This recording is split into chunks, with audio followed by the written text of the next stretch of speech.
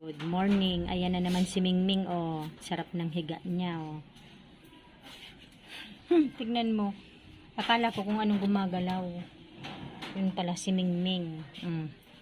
Yan. Matulog ka na kaya dyan, Mingming.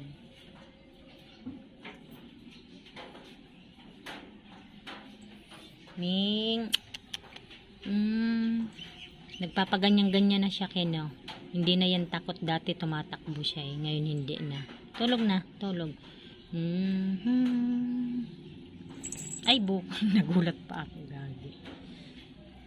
Ayan guys, yung aloe vera na Ate Linda, tumubo na. Dito niya lang nilagay.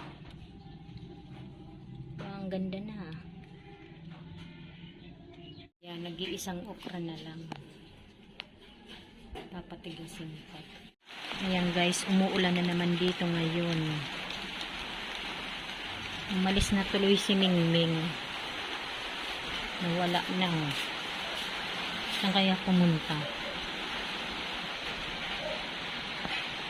Lanta na yung mga bulaklak ng rose. Dito ko pala nilagay yung oregano. Tinanim din to ni Ate Linda. At itong snake plant. Ayan pala si Mingming, bumalik. Wala ko kung saan pumunta.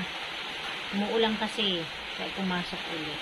Ayan, si Kenneth muna ngayon magsasahod kasi wala sa Ate Linda. Umuwi ng Samar, guys. Kaya yung mahirap pag wala sa Ate Linda, lahat kami ang gagawa dito.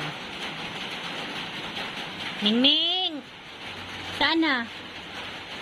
Pumasok yan dyan sa ilalim din.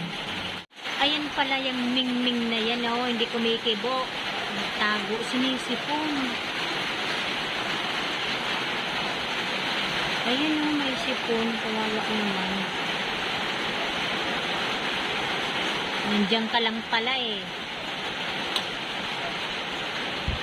Sinisipon siya. Mingming!